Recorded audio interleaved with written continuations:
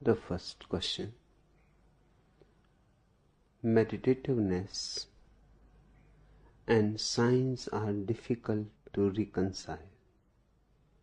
Yet painting a picture, writing a poem, and solving a scientific problem all bring the same joy, the same joy.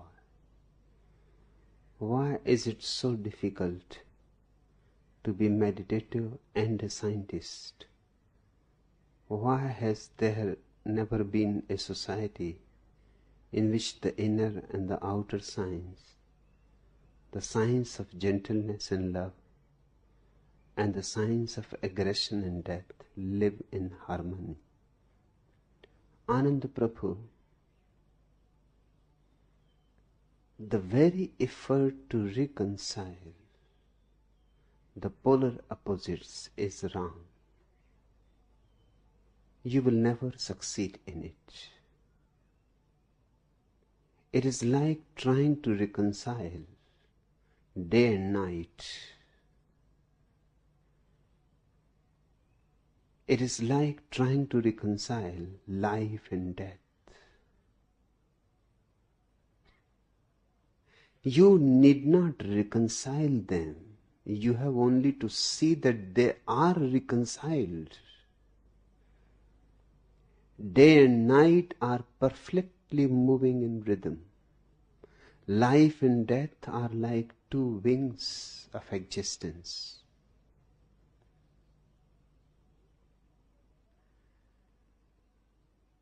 Once you see that the polar opposites can't exist separately,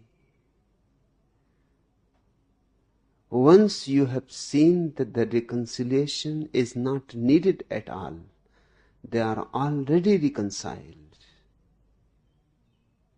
that awareness will help you to move from one pole to another without any problem. They are totally different phenomena, polar opposites, but all polar opposites are also complementaries. Science is concentration. It is mind. It is effort. Meditation or religion is a totally different world. It is relaxation. It is let go. It is not concentration at all. It is not one-pointedness. It is no pointedness. So how can you reconcile them? How do you reconcile work and rest? But you work hard in the day, and in the night the rest comes on its own account. You have earned it. Your hard work brings rest. Philosophically, reconciliation is not possible. Work cannot be rest. Rest cannot be work.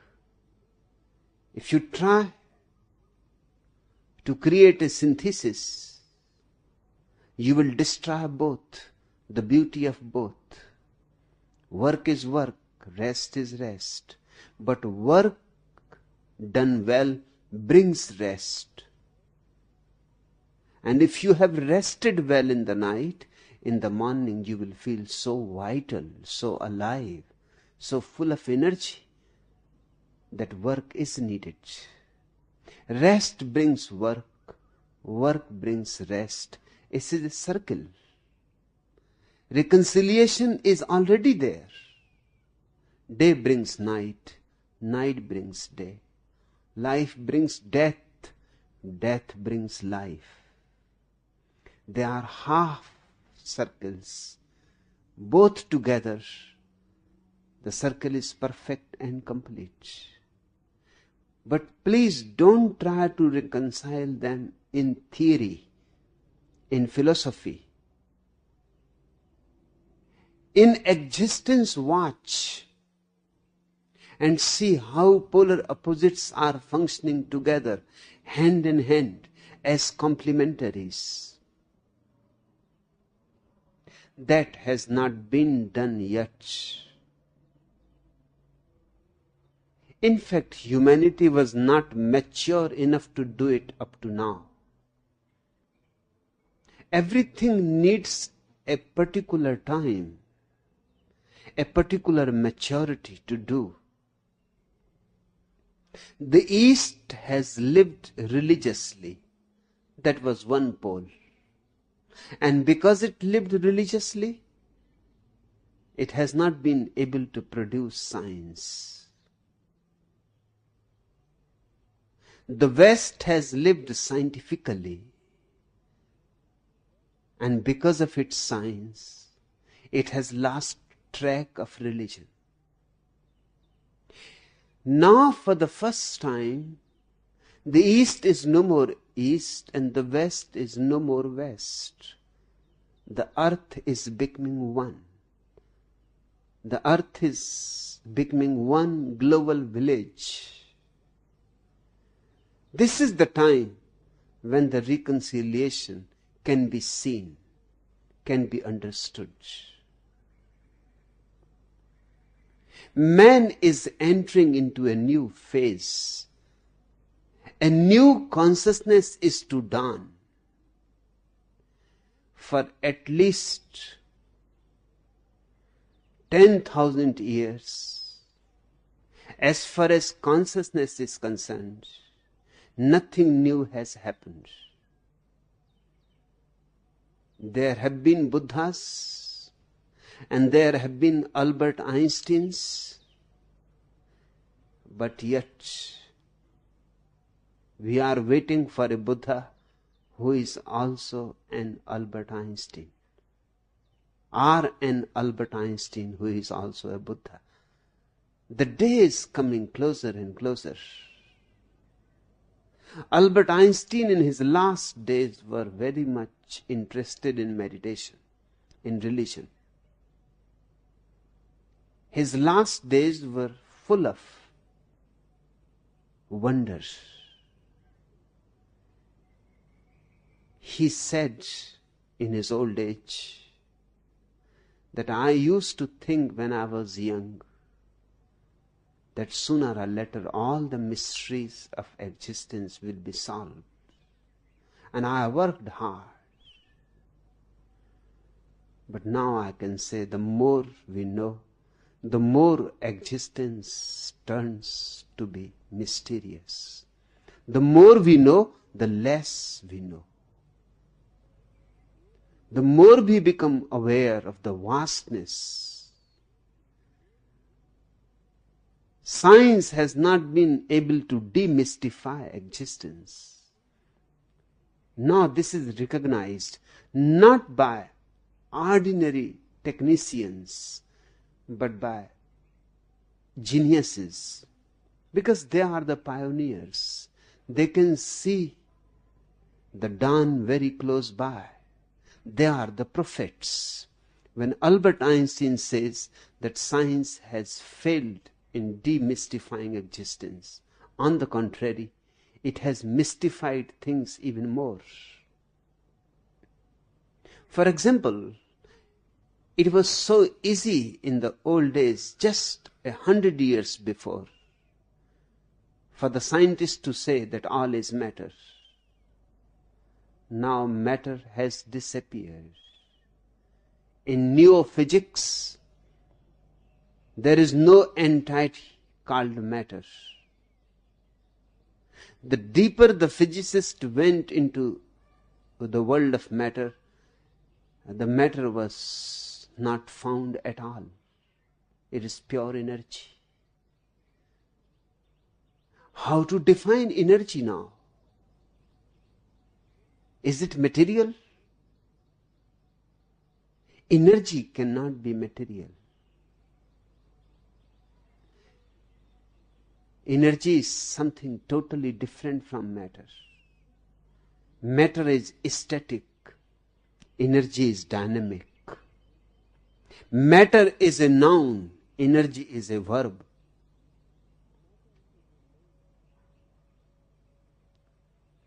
Matter is measurable. Exactly that is the meaning of the word matter. It comes from measure. The root means measurable. Matter can be measured. That's why it is called matter. Energy is immeasurable. It cannot be called matter. And as the physicist has entered into the world of energy, he has become more and more puzzled. Never before he has been so puzzled. Mystics have always been in awe before existence. The physicist is for the first time in awe. Because he is for the first time touched something very vital. Otherwise he was just looking from the outside. A stone is just a stone from the outside. The physicist now knows that the stone is not just a stone. It contains universes. A single small pebble that you can hold in your hand contains so much atomic energy that the whole universe can grow out of it. Contains so much atomic energy that the whole universe can be destroyed by it. It is not just a pebble anymore. And it is not solid anymore. Although you are holding in your hand and you know it is solid, but your knowing is no more scientific. It only appears solid. It is liquid. And it looks so available, manipulatable. You can do things with it, but you don't know its mysteries, which are not manipulatable. And the mysteries are really immense, almost as immense as the mystery of God itself. The modern physicist is using the language of the mystics for the first time. Eddington said, the universe no more looks like a thing, but like a thought. This, from the mouth of a scientist, a Nobel Prize winner. The universe looks like a thought and not like a thing.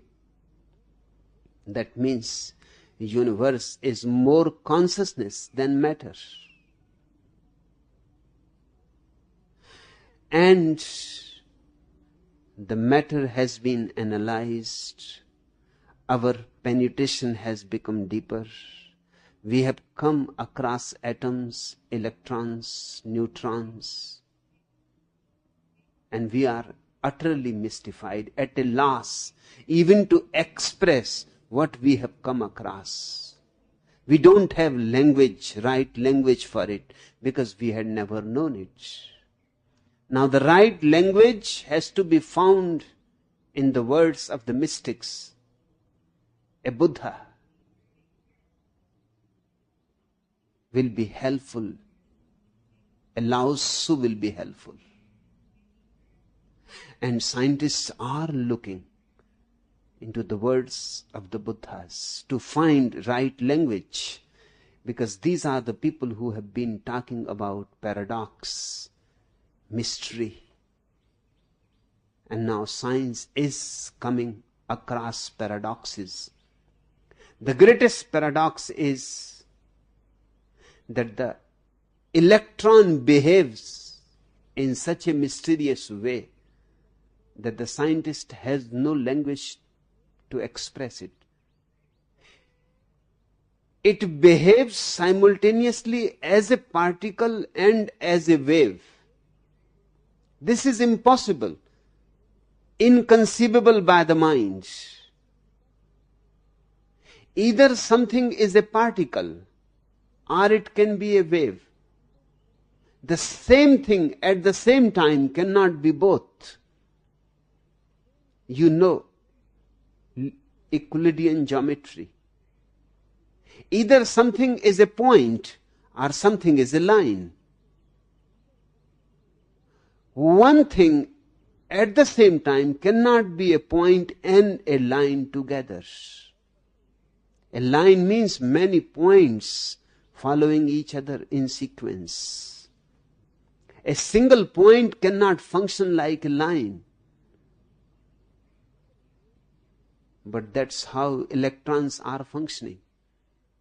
Simultaneously, as a point and a line, as a particle and a wave. What to make out of it? How to say it? The scientist is dumb.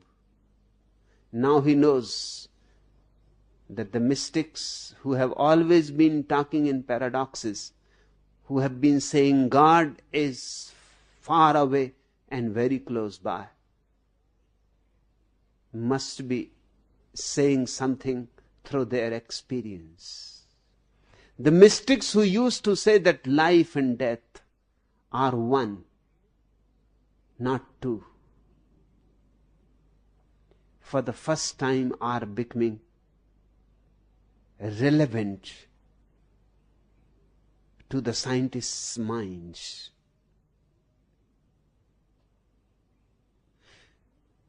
A new science is arising, which says it is a science of uncertainty. No more certainty. Certainty seems to be too gross.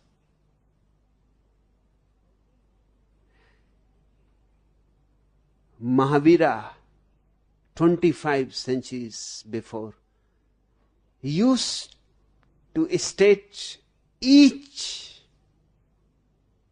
of his statements with a perhaps. If you had asked him, is there God? He will say perhaps. In those days, it was not understood at all. Because how can you say perhaps? Either God is or is not. It seems so simple and so logical. If God is, God is. If He is not, He is not. What do you mean by perhaps? Now it can be understood. Mahavira was using the language in religion, the same language that is being used by Albert Einstein in physics. Albert Einstein calls it the theory of relativity. Exactly the same Mahavira has called his philosophy, Sapekshavad, the theory of relativity. Nothing is certain. Everything is flexible, fluid. By the moment you have said something, it is no more the same. Things don't exist, Mahavira says, but only events. That's what modern science is saying. There are no things in the world, but only events. And we cannot say anything absolutely. We cannot say this is so. Whenever somebody says this is so, absolutely, he is behaving foolishly. In the past, he was thought to be a man of knowledge. The more certain he was, the more it was thought that he knows. The uncertain person, the hesitating person, was thought to be ignorant. That's why Mahavira could not influence the world too much. He had come too early. Before his time he arrived. Now is the time for him. Now he will be understood by the scientist, by the highest intelligence in the world. But he was talking to people, ordinary masses, who could not understand his syatvad, perhapsism. People wanted certain knowledge. Is there God? And Mahavira will say, perhaps. Yes, it can be said yes in one way, and it can be said no in another. And both are together simultaneously right. Now the time has come. Don't try to reconcile. That will be a false phenomenon. Just watch.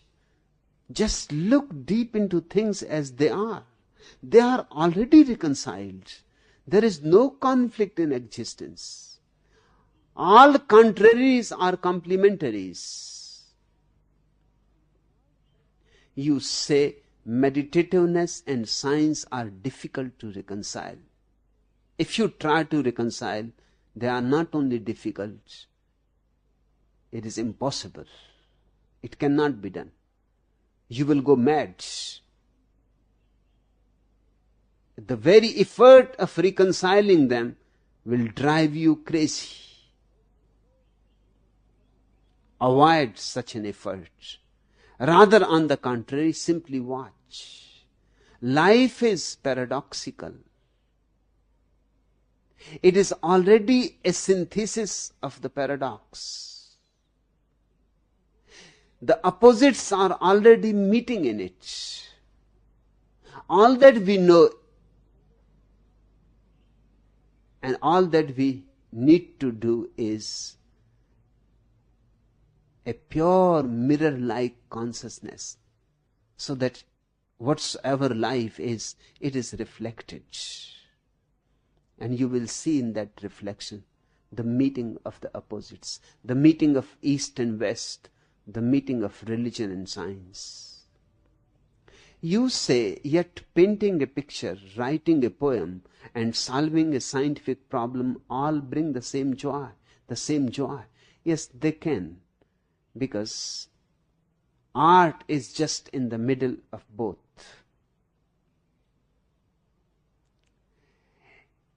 Equidistance from religion and science. Art has the qualities of both. One aspect of art is scientific, the technological aspect. Hence the scientist can paint and enjoy painting and will have the same joy. And the mystic can also paint and will have the same joy as prayer, as meditation. Although both are doing different things, the mystic's painting will be totally different from the scientist's painting. You can look, modern painting in the West is too much under the influence of technology. It has lost beauty.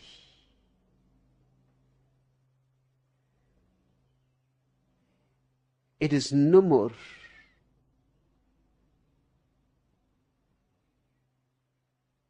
helpful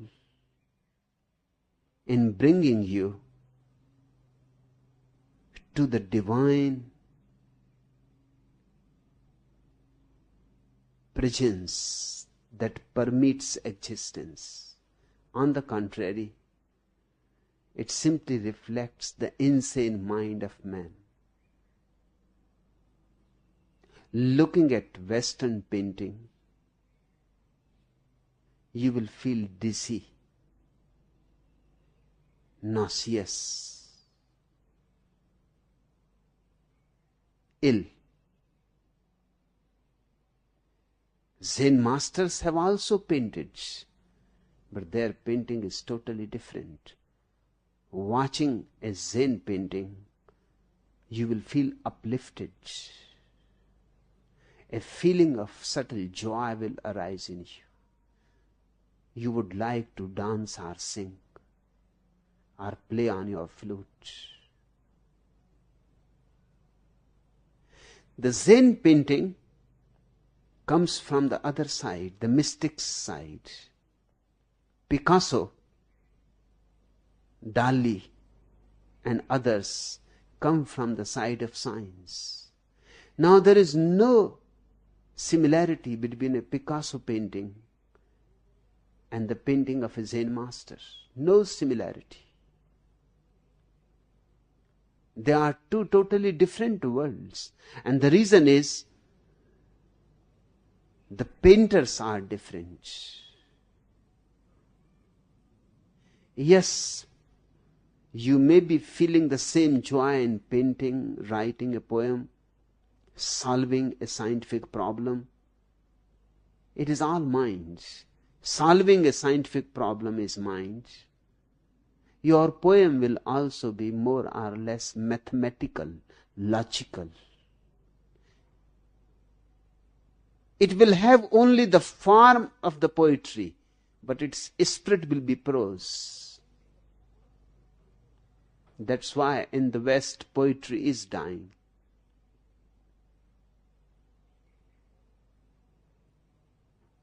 Painting has become ugly. A sculpture is no more representative of nature.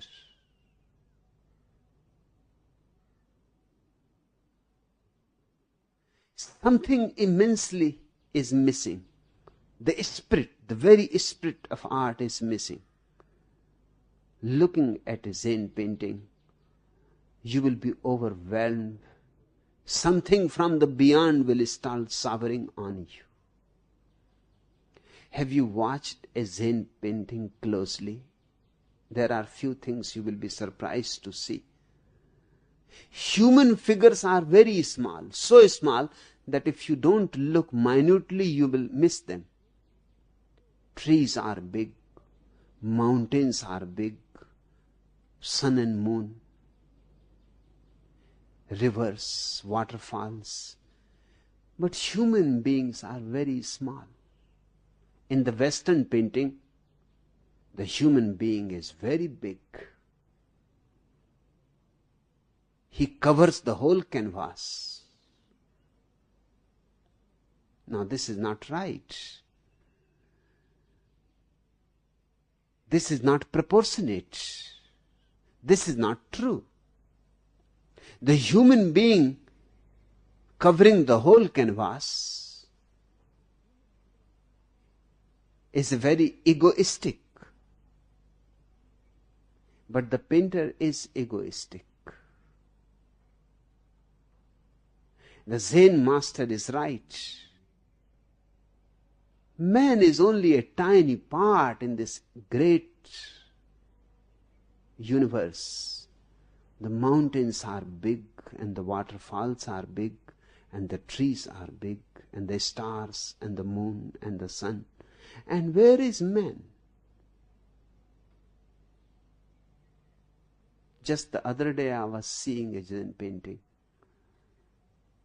The man was so small, two small figures crossing a bridge,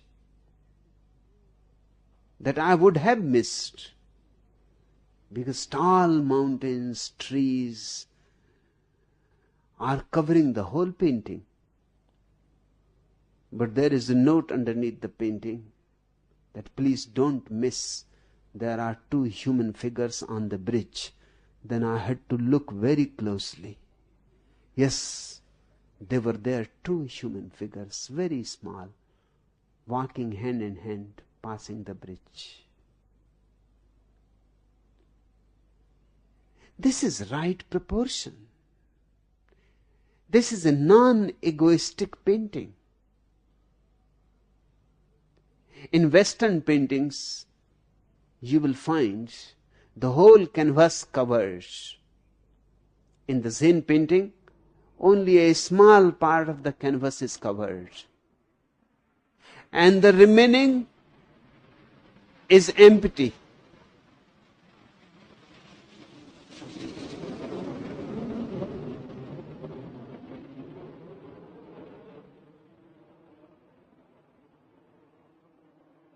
It looks a wastage. If you are going to make such a small painting, why not use a small canvas?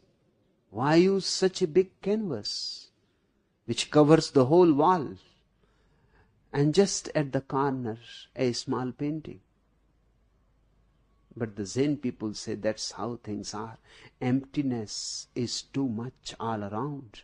The whole sky is empty. How can we leave the sky? If we leave the sky, the painting will be untrue. Now, no Western painting has that vision, that we are surrounded by emptiness. The earth is very small. Humanity, a very small part of the earth. An infinite emptiness all around. To be true, to be existentially true, the emptiness cannot be left outside. It has to be there. This is a different vision from a different side. Zen painting is not made in the Western way. In the Western painting, you will find the painter goes on improving. On one paint there will be another paint and still another paint, and he goes on improving and touching and doing things. Zen painters cannot do that. That is impossible. They use a certain kind of paper, rice paper, on which you can make only one stroke. You cannot correct it. You have to leave it as it is. The paper is so thin that if you try to correct, the whole thing will be lost. Why rice paper is being used? So that the mind has nothing to do. The mind is constantly trying to improve, to make things better. It has to be from the heart, a single stroke. If your heart is full of it, it will come right. But you cannot correct it. Correction comes from the mind. The Zen painting is never corrected. If you correct it, your correction will always show that you are not a master. It has to come out of your meditativeness, your silence.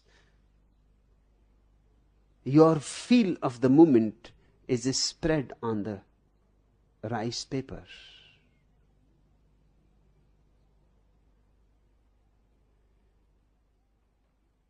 Art is just in the middle, equidistant from science and religion.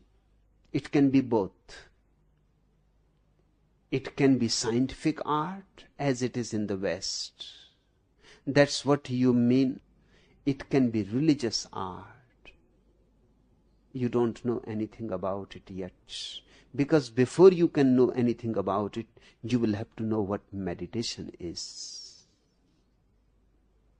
Meditation is not a state of concentration. It is not a state of mind at all. It is a state of total mindlessness, and not a state of sleep either. No mind, no sleep. No mind, but total awareness. Out of that awareness, you bring a different quality to music, to painting, to poetry. And out of that meditativeness, you can bring a totally different quality to science too. But before that can happen, we will need large numbers of meditative people around the earth. That's what my work is. That's what I am trying to do here. Creating meditators. That is the first requirement. If we want to bring a new world vision where science and religion can meet, we will have to create the foundation first. Only then the temple can be raised on it. Meditation has to be the foundation. And don't try to reconcile. Just become more meditative. In your meditation is reconciliation. Because in your meditation, you become able to see that the contradictions are only apparent, that the contraries are only enemies on the surface, but deep down they are friends. It is like two friends playing chess. On the surface they are enemies, but deep down they are friends. That's why they are playing chess. They are friends. But because they are playing chess, they are pretending to be enemies. This is the lila of existence, the play of existence. God has divided himself into two, because that is the only way to play hide and seek.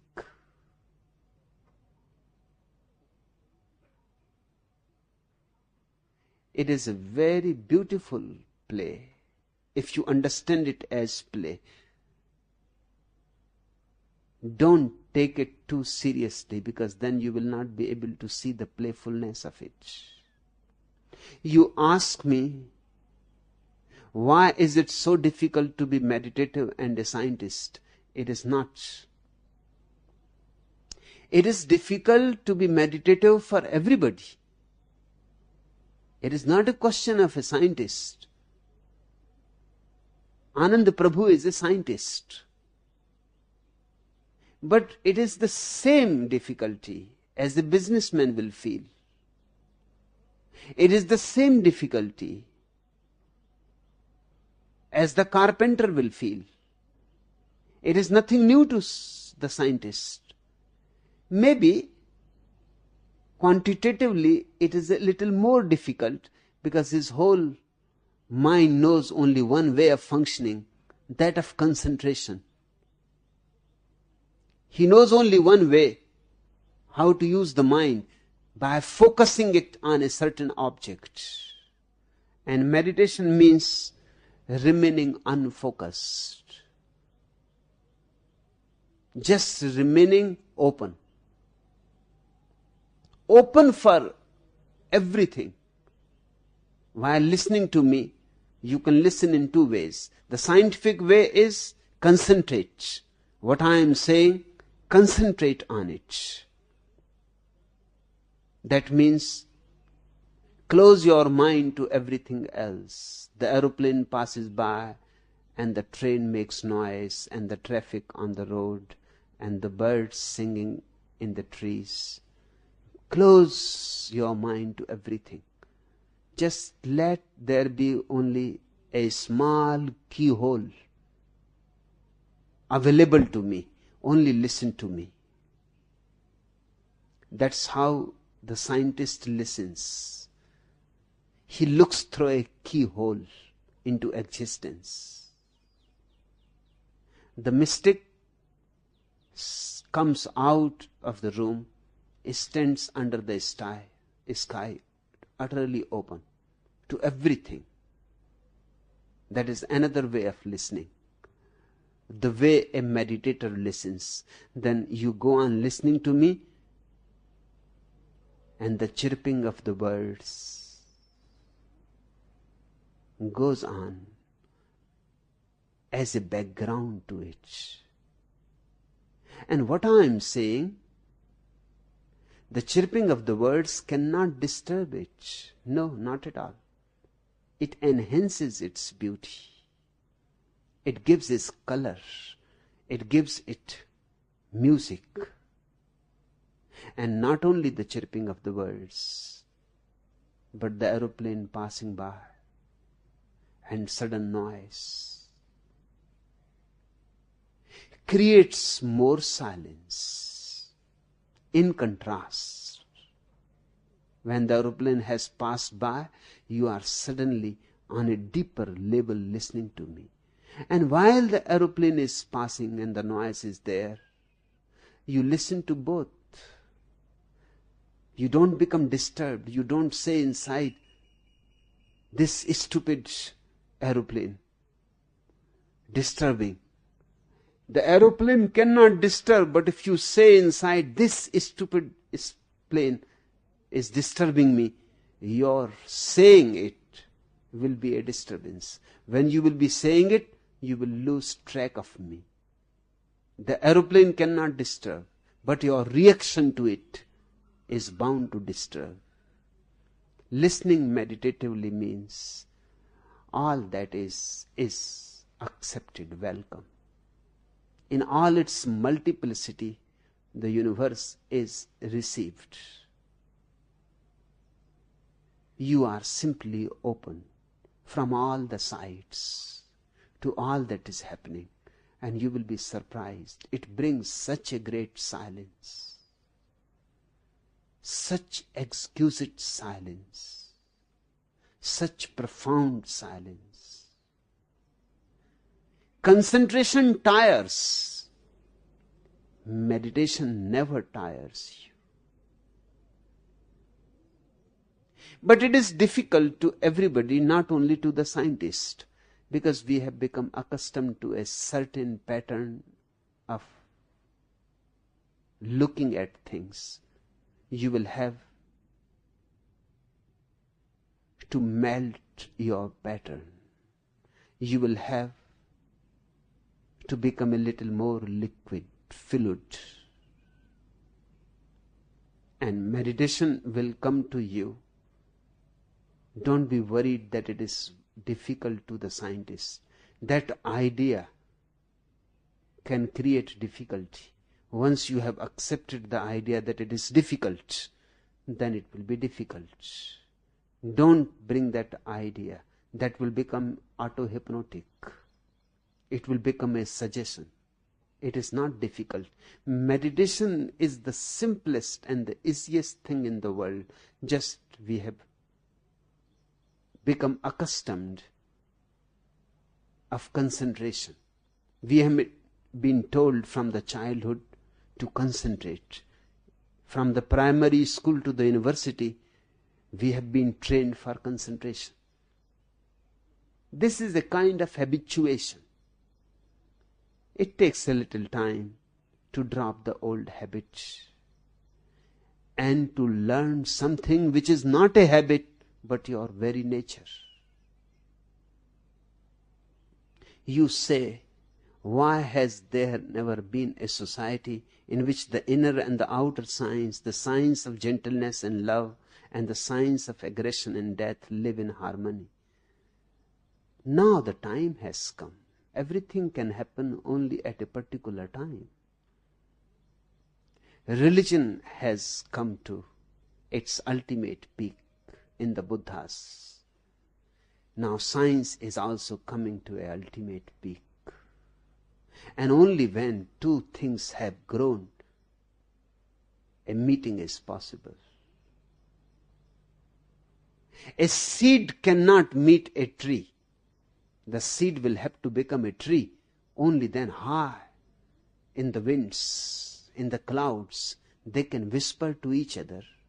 They can fall in love with each other. They can embrace each other, hug each other. They can have a dialogue. But a seed cannot have a dialogue with a grown-up tree. It is impossible. The seed will not know the language. The tree will not understand the language of the seed.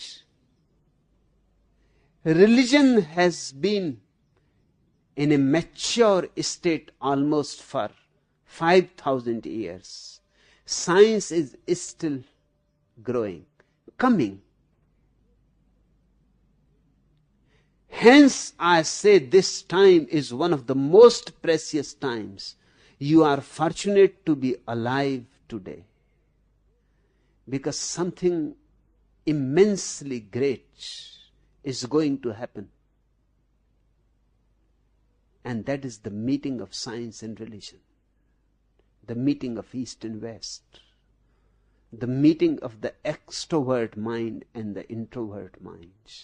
It will create the new man who will be able easily to move into the outside or into the inside, who will be able to move easily into the extrovert world of science and in the introvert world of religion. Just as you move outside of your house into the garden and back into the house, it is not a problem. You don't need any reconciliation. Each time you come out of your house into the lawn, you need not make great efforts. You simply come out.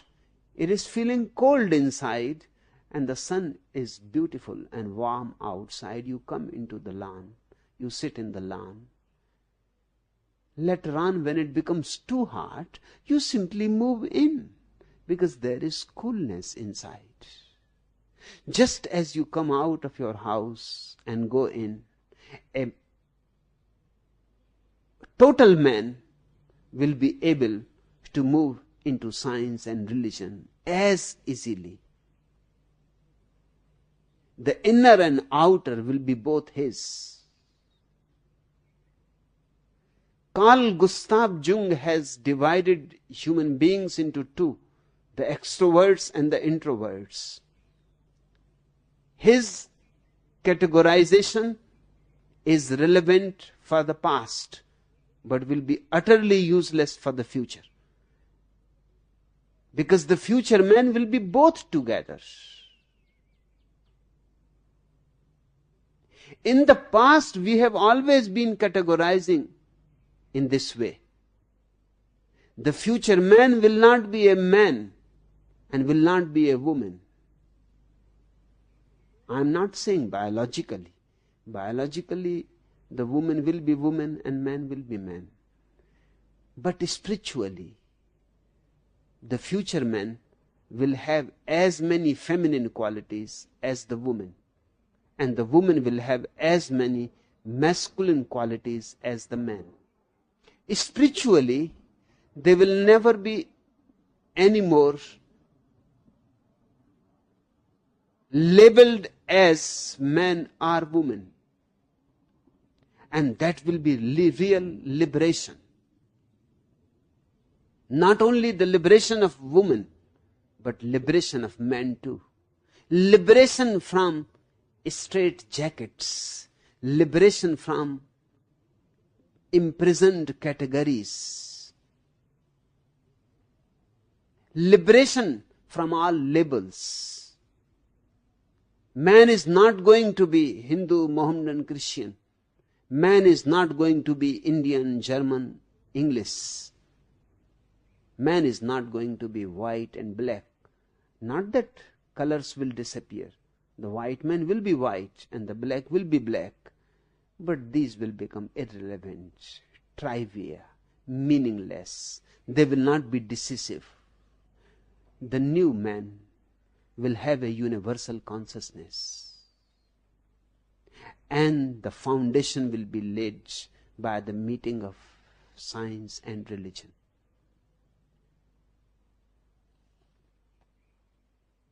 The second question: can Buddha or Christ be created or developed out of every common human being? Or is Buddha or Christ only born as such? Every man is Buddha, every man is Christ. I feel it is not true. The Buddha or the Christ cannot be created.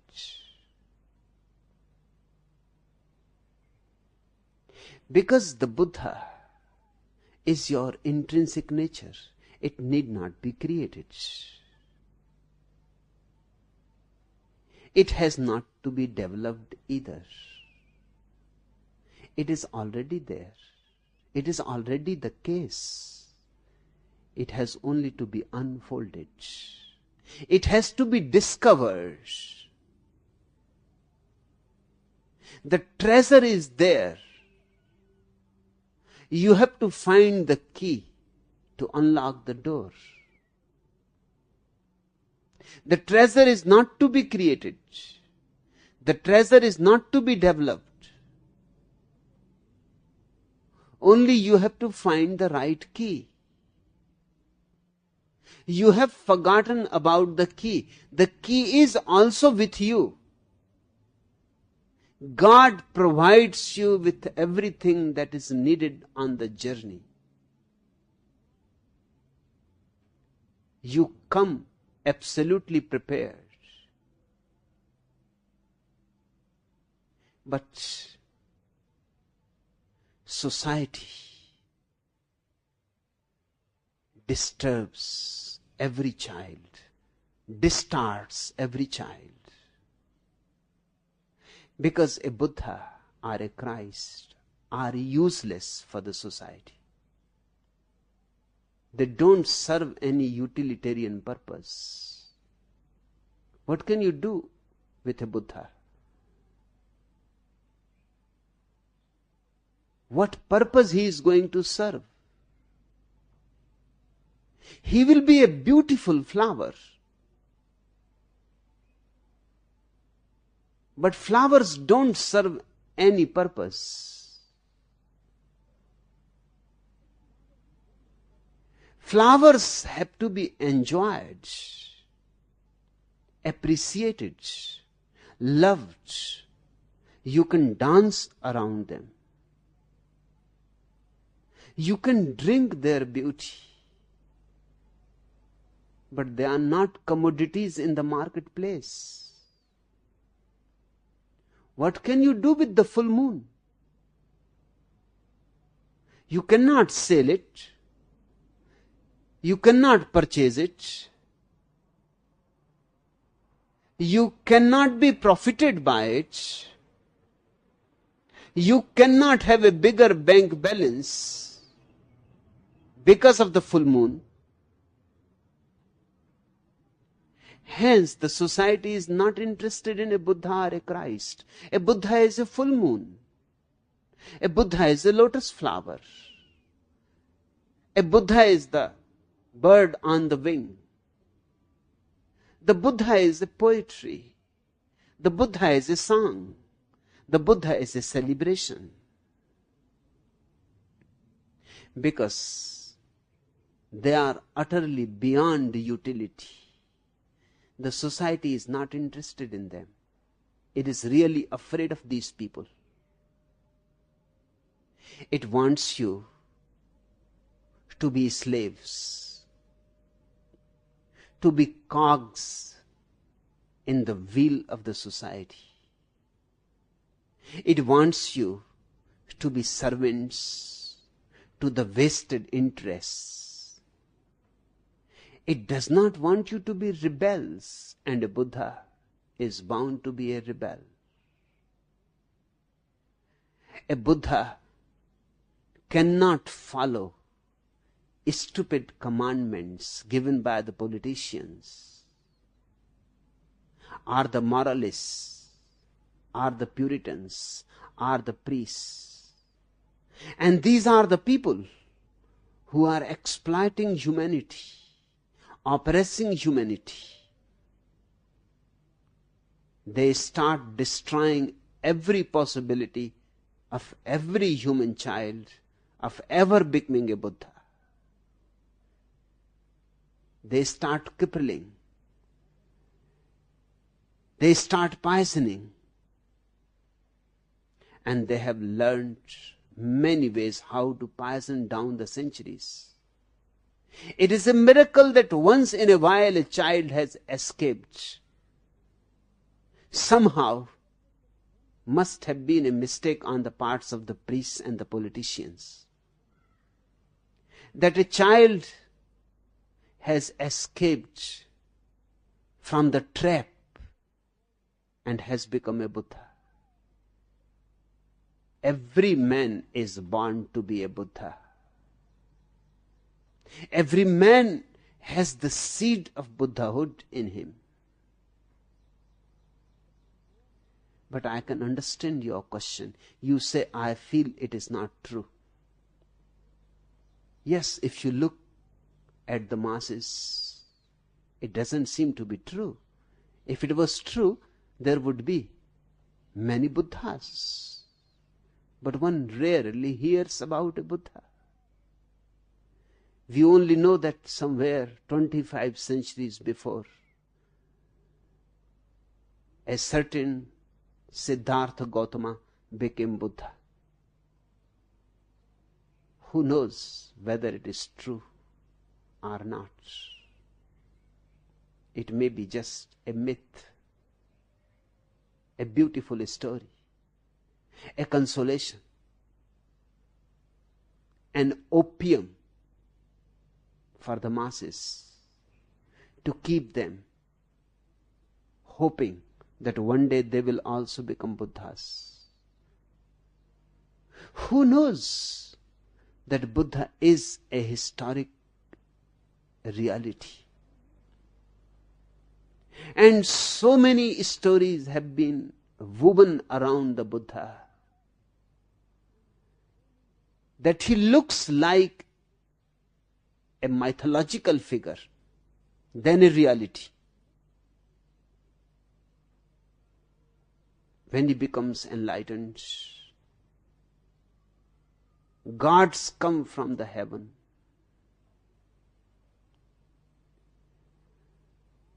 play beautiful music, dance around him. Now, how can this be history? And flowers shower on him from the sky, flowers of gold and silver, flowers of diamonds, emeralds. Who can believe that this is history? This is not history. True. I agree. This is poetry. But it symbolizes something historical. Because something so unique has happened in Buddha that there is no other way to describe it than to bring poetry in. Not real flowers have showered on Buddha, but whenever somebody becomes enlightened, the whole existence rejoices. Because we are not separate from it. When you have a headache, your whole body suffers. And when the headache goes, your whole body feels good, a well-being. We are not separate from existence. And until you are a Buddha, you are a headache. Headache to yourself, headache to others, headache to the whole existence. You are a thorn in the flesh of existence. When the headache disappears, when the thorn becomes a flower, when one man becomes a Buddha, a great pain that he was creating for himself and others has disappeared. Certainly, I watch for it. I am a witness to it. Certainly, the whole existence rejoices dances, sings. How to say it? It is nothing visible. Photographs cannot be taken of it.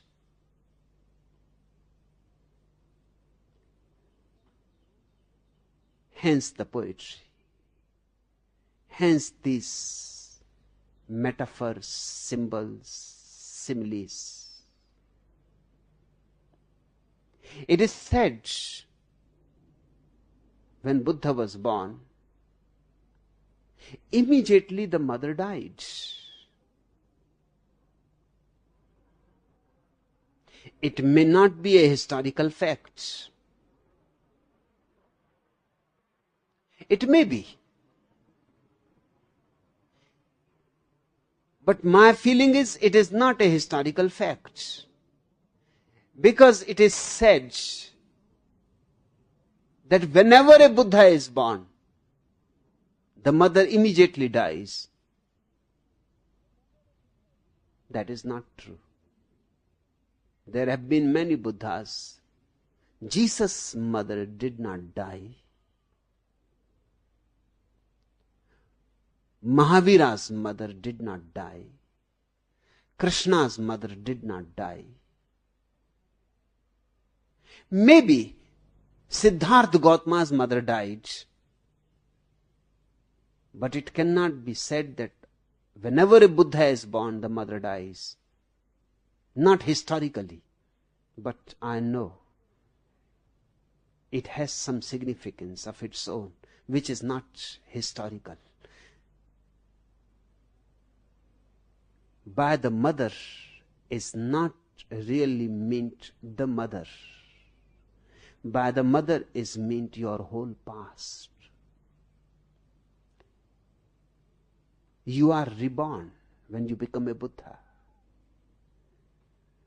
Your whole past functions as a womb, the mother. And the moment a Buddha is born, the moment you become enlightened, your whole past dies. That death is necessary. Now, this is absolutely true. It has happened with Mahavira, with Krishna, with Jesus. It has happened always. To say it, it is said that whenever a Buddha is born, the mother dies. You will have to be very, very sympathetic to understand these things. I can understand that it is difficult looking at the greater humanity, that there is any possibility of every human being of becoming a Christ or a Buddha. Looking at a seed, can you believe one day it can become a lotus? Just looking at the seed, dissecting the seed, will you be able to infer, conclude that each seed is going to become a lotus? There seems to be no relationship at all. The seed looks nothing. And when you dissect it, you find nothing in it, but only emptiness. Still, each seed carries a lotus within it. And each human being carries the Buddha within him. You ask me, can Buddha or Christ be created or developed? No, they cannot be created. And they cannot be developed. They have to be discovered. They have to be uncovered. They are already there. Just you have to reach your innermost core and you will find the Buddha enshrined. You will find the Christ. Christ and Buddha mean the same, the ultimate state of consciousness. And you say, out of every common human being, I have never come across a single common human being I have come across thousands of people. I have looked into the depths of thousands of different people, but I have never come across a common, ordinary man. Every human being is unique, extraordinary, uncommon, exceptional. God never creates common human beings. God only creates unique consciousnesses. Drop this idea of a common human being. This is an insult to humanity. And you say, is Buddha or Christ only born as such? No. Nobody is born as such. We are all born alike. That too again is a trick of the mind to avoid growing. If it is settled that a Buddha is born as a Buddha and a Christ is the only begotten Son of God and Krishna is a reincarnation of God, this is a beautiful strategy to avoid. Then what can we do? If we are not Buddhas, it is not our fault. We are not born like that. And if Buddha is a Buddha, so what? He is born like a Buddha. No credit for him. He has not done anything special. If we were born like Buddha, we would be Buddhas too. But we are born like common human beings. This is a strategy. Very cunning is the mind, and subtle is its cunningness. Beware of it. Nobody is born as a Buddha, and yet everybody brings the potential of being a Buddha. And don't say that I feel it is not true. Because how can you feel unless you have become a Buddha? You can only infer. You can only think. You cannot feel. Listen to me. I feel that everybody can become a Buddha. And I feel it because I was also a common human being. And then suddenly this explosion. Then suddenly this light. Then suddenly this meditativeness blossomed. You can also become a Buddha. It is your birthright. Don't be tricked by your mind. Remain alert, aware.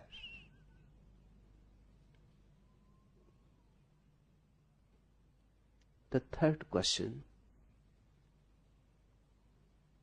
I find myself mostly attracted to women and very rarely deeply to a man.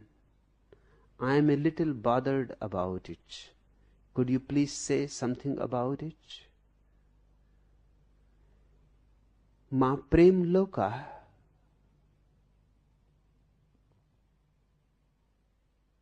Sex has been called the original sin.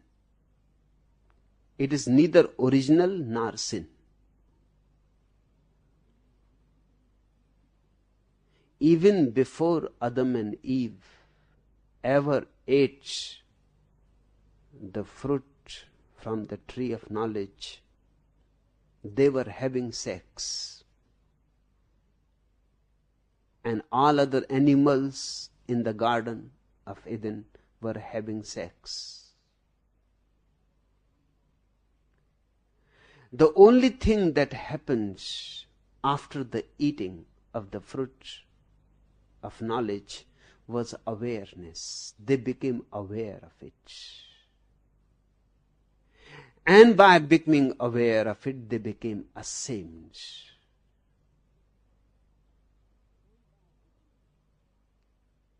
Why they became ashamed? From where this shame? They became ashamed because they saw that they are behaving just like other animals. But what is wrong in behaving just like other animals? Man is an animal too. But the ego came in. The fruit of knowledge created the ego. It created superiority, the idea of superiority, that we are superior human beings. These foolish animals, if they do certain things, they can be forgiven, but we cannot be forgiven. This is below our dignity. Sex is so fundamental an activity in nature that the ego of man started trying to get rid of it. The first thing I would like you to remember, sex is natural. There is no need to make any effort to get rid of it. Although I know a moment comes when you transcend it, but that is something totally different. It is not by your effort that you can get rid of it.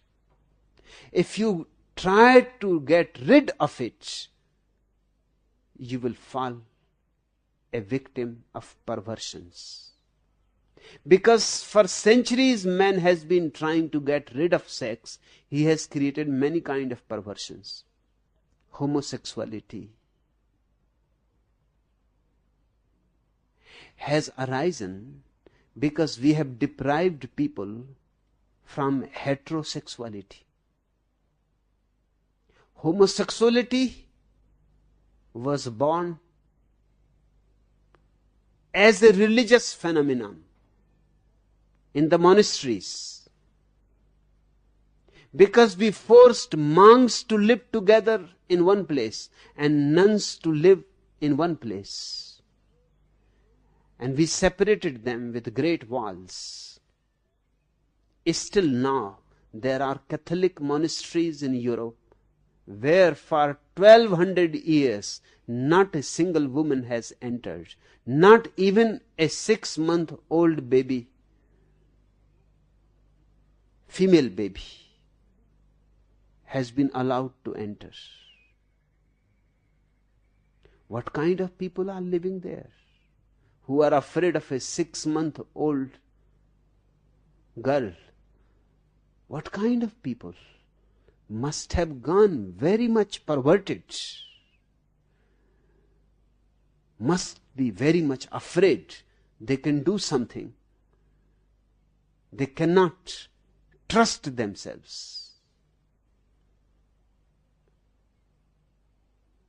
Homosexuality is bound to happen. It happens only in monasteries and in army, because these are the two places where we don't allow men and women to mix. Or it happens in boys and girls hostels. There also we don't allow them to mix. The whole phenomenon of homosexuality is a byproduct of this whole stupid upbringing. Homosexuality will disappear from the world the day we allow man and woman naturally to meet. From the very childhood, we start separating them. If a boy is playing with girls, we condemn him. We say, what are you doing? Are you a sissy? You are a boy. You are a man. Be a man. Don't play with girls. If a boy is playing with dolls, we immediately condemn him. This is for girls. If a girl is trying to climb a tree, we stop her immediately. This is not right. This is against feminine grace. And if a girl tries and persists and is rebellious, she is called a tomboy. she is not respected. We start creating these ugly divisions. Girls would enjoy climbing the trees. It is such a beautiful experience. And what is wrong in playing with dolls? A boy can carry the dolls because in life he will have to meet dolls. And then he will be at a loss what to do. This whole phenomenon has nothing to do with you personally. It is a social disease spread all over the world. Two English gentlemen of the old school were discussing old acquaintances one evening in their London club. What, asked one, ever became of old Cole Mandley? Why, didn't you hear? Cole Mandley went to Africa on a game hunt, and by Jove, the chap took up with an ape. An ape? Is the old boy queer? Heavens, no, it was a female.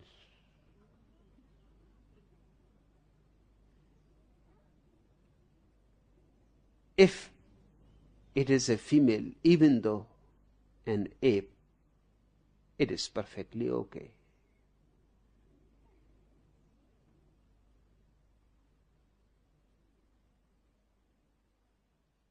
We create these conditionings so deeply that out of so much conditioning sometimes people start revolting against them. Sex should be taken very naturally. We have been taking it very seriously. Either we condemn it as ugly, animalistic, or we raise it to something divine, but we never accept it as human. And we never accept it as fun. Basically, it is fun. It is a good sport. And the humanity is going to remain burdened with ugly nonsenses if we don't accept its beauty as a sport. It is good physical activity too, and the best of exercises. You can ask the heart specialists. Now they say sexual activity avoids heart attacks. One thing is certain, that no man has ever had a heart attack while making love. In every other kind of activity, heart attack has happened, but never making love. Have you ever heard anybody making love had a heart attack and died? No, never. It is a natural physical activity and fun. A good sport. If you take it non-seriously, then there is no need even to be worried if you are attracted to women. Don't be worried, because your worry is not going to help. It's perfectly okay. In a really free world, which is unconditioned from the primitive, ignorant past, in a really enlightened world, we will accept all these things. Yes, once in a while, you may love a woman or a man. Nothing is wrong in it. Because inside you, both are there. Each man is a man and a woman both. And each woman is a woman and a man both. Because you are born out of the meeting of one man and woman. So half of you comes from your father and half of you comes from your mother. Part of you is man and part of you is woman. So there is nothing much to be worried about. It may be your man part is attracted towards other women's, but because biologically you are a woman, you feel afraid. No need to be afraid. Take things easily. That is my basic approach. Take it easy.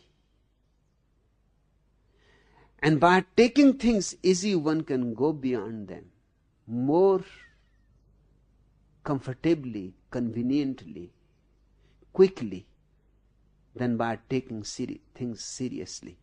If you take them seriously, you become entangled with them. You become burdened with them.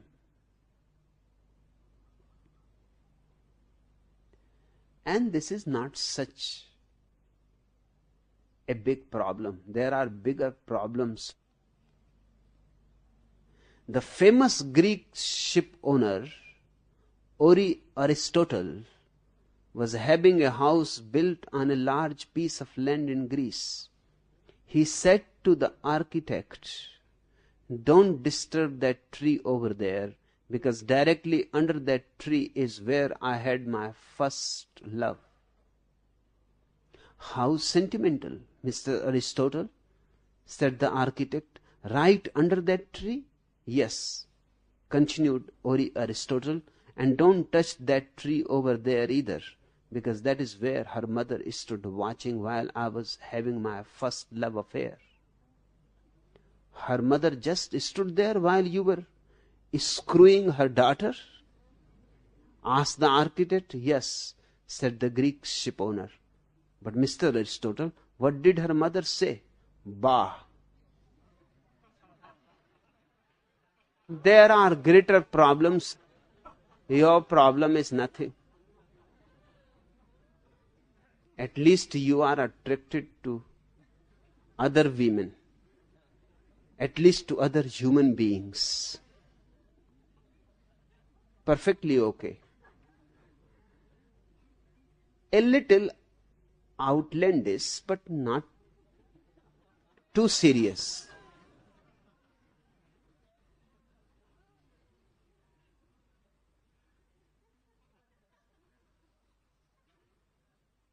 Things like that have been happening always. Now people have become more courageous to ask questions, particularly in the West. People have become more honest. Now, no Indian will ask such a question. Not that things like that are not happening in India. They are happening. But no Indian will have courage enough to ask such a question. You ask the question, I am happy. This is sincerity. This is authenticity. One should be able to expose oneself as one is. West is becoming freer.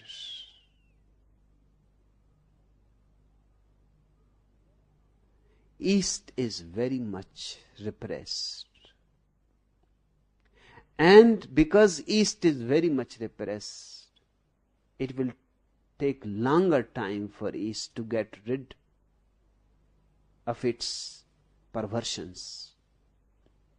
The West is going to transcend sooner.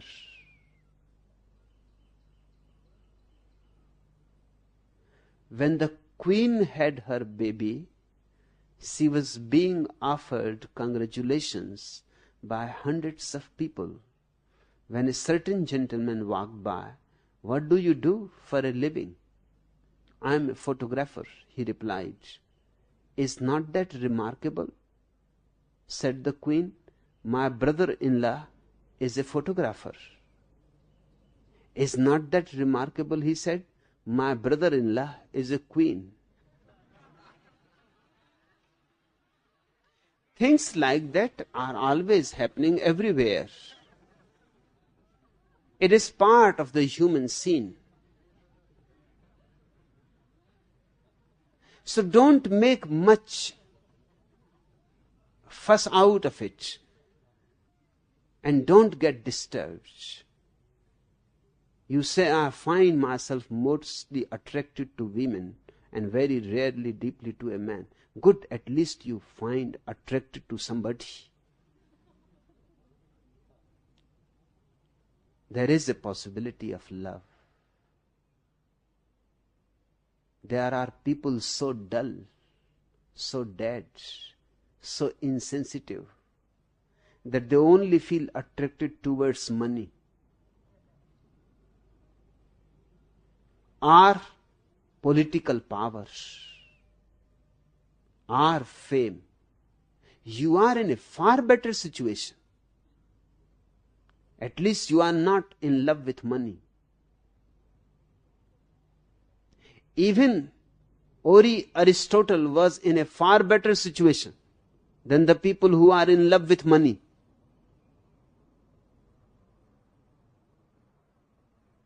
But these people are not thought to be perverted. They are real perverts. Money is their whole life, their devotion. Money is their God.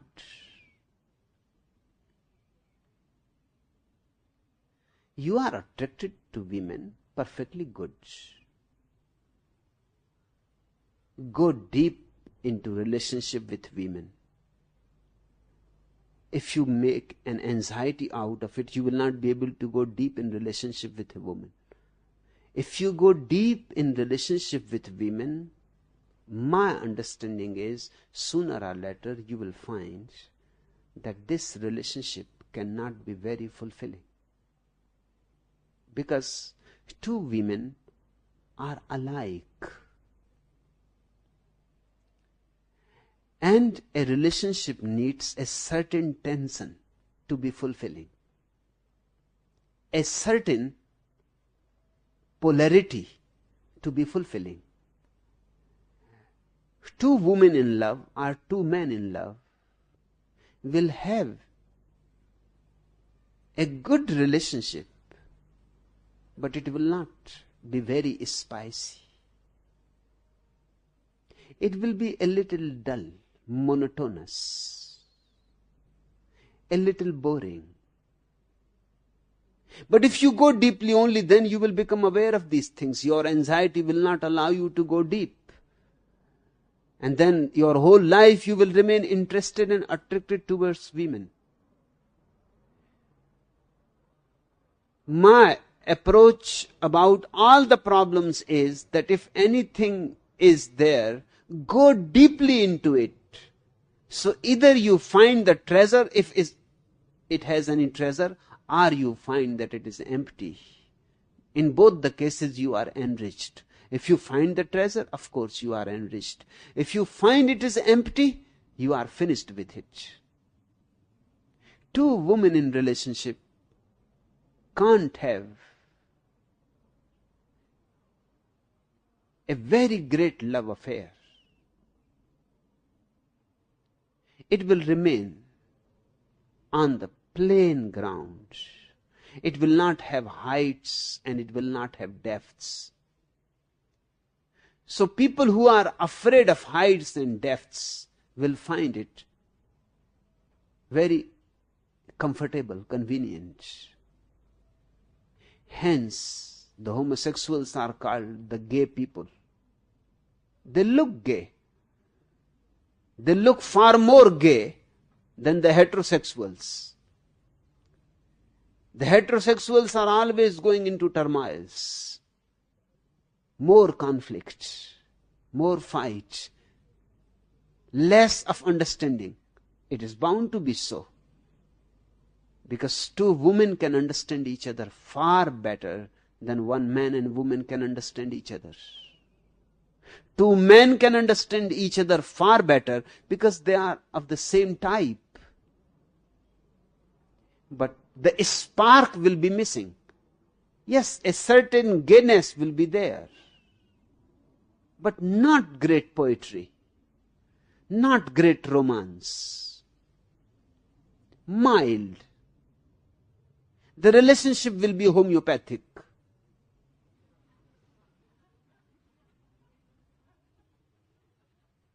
It will not have adventure, surprises, safe, secure, of more understanding,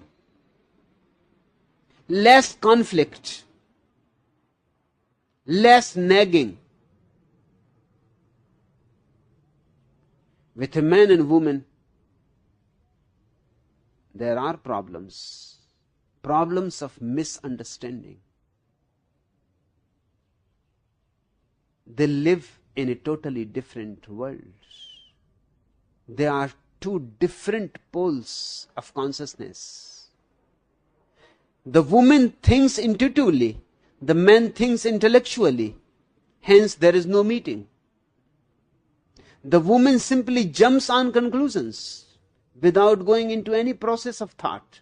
And the man goes step by step, comes to a conclusion. The man tries hard to come to a conclusion, and the woman simply jumps to the conclusion. She has an intuitive feel. Hence, you cannot deceive a woman. Not particularly your wife. That is impossible. Nobody has ever been able to do it. She will immediately see through and through you. Because his way of seeing is not your way of seeing. She comes from the back door. And you don't know that you have a back door too. You arrange on the front door everything. And she comes from the back door and knows all ins and outs. The husband comes home, prepares what he is going to say, how he is going to answer, everything he rehearsals.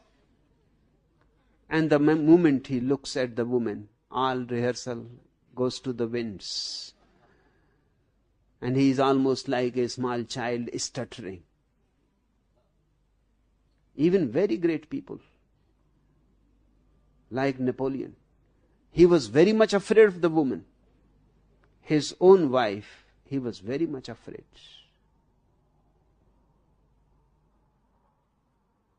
Because she will see through and through. Man's mind goes zigzag. Woman goes direct, like an arrow. She does not listen what you say. She looks into your eyes. She listens how you say it. She sees your trembling hands. She sees your eyes are trying to avoid her. She does not listen what you are saying. That is irrelevant. She knows that that is a story. You have managed to put it together on the way from the pub to the house. But she has more attunement with your body language. and your body language is more authentic because you cannot yet manage to deceive it, manage to control it. Even great actors are not able to manage the body language. For example, if somebody talks about women, you may be a celibate and you may be against all relationship and all sex. That is all in your head. But somebody can go on watching your eyes. Try this on some friend who is a brahmachari, a celibate, against all relationship and sex and all those ugly things. Just try this on him. Just start trying. Start describing naked Sophia Loren. All the curves and the beautiful body. And don't listen what he says. Look at his eyes. His pupils will become big. That he cannot control.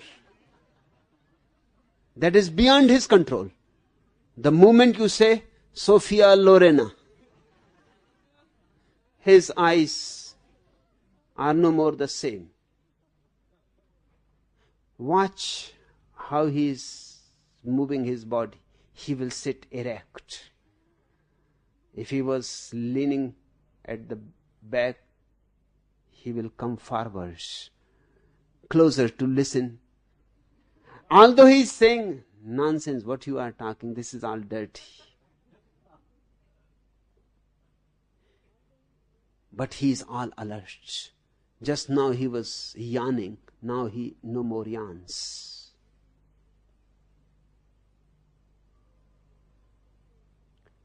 This I have tried.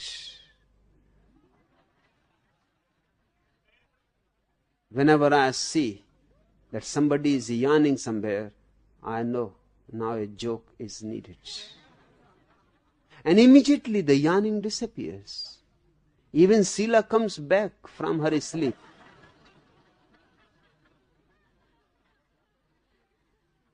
Once she is certain that now I am going to talk metaphysics, she falls asleep.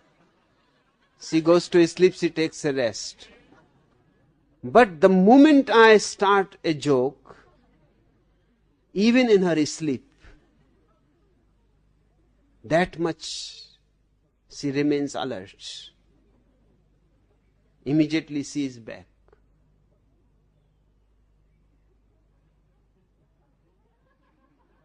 Body has its own language, just as mind has its own language. Spirit also has its own language. A man and woman are bound to be in conflict, but that conflict takes them far away and creates again and again situations for many honeymoons. A homosexual relationship is a little saccharine, too sweet, a little bit nauseating. But a man-woman relationship is always on the rocks.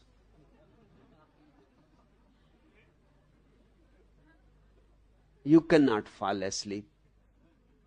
The other will not allow. They go on goading each other. And they are such different worlds. That is the attraction. You go as deeply as possible in your relationship with women. Don't be worried. Soon you will see that there is a different kind of relationship that can exist only between polar opposites. Then go into a deep relationship with man. Because only by going in deep relationship with a man, you will be able that all relationships fall short. Even the man-woman relationship falls short. It never brings you the contentment it promises. And only by your own experience, not what Buddhas say, not what I say, only by your own experience, you will be able one day to go beyond all relationships. Then you can be happy alone. And the person who can be happy alone is really an individual. If your happiness depends on the other, you are a slave.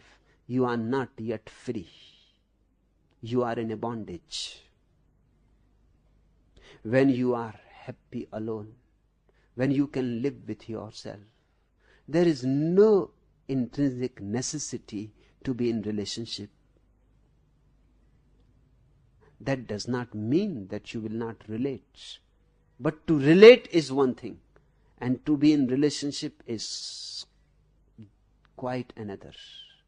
A relationship is a kind of bondage. Relating is sharing. You will relate with many people. You will share your joy with many people. But you will not depend on anyone in particular. And you will not allow anybody else to depend on you. You will not be dependent, and you will not allow anybody to be dependent on you. Then you live out of freedom, out of joy, out of love.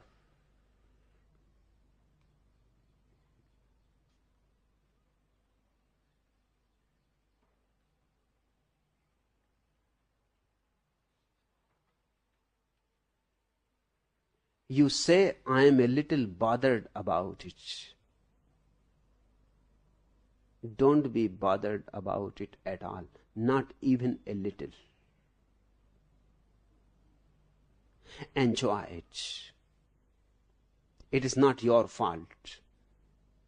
You have been brought up by Christians, Jainas, Hindus, Buddhists. It is not your fault. What can you do? You come into a world which is already conditioned.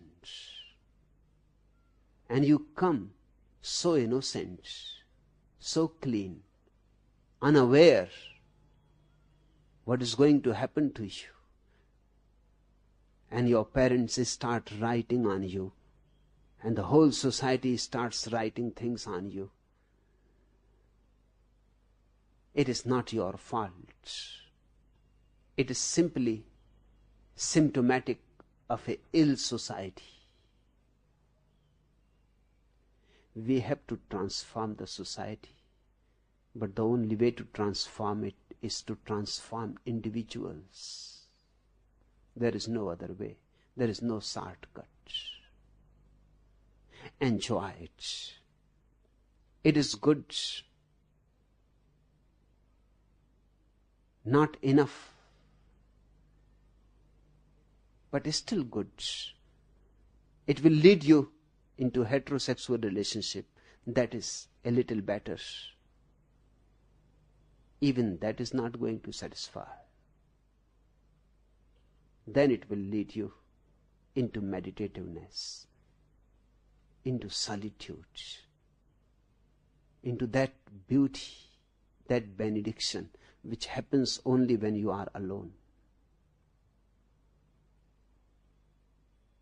That's what sannyas is all about. Learning how to be alone and yet joyous. Enough for today.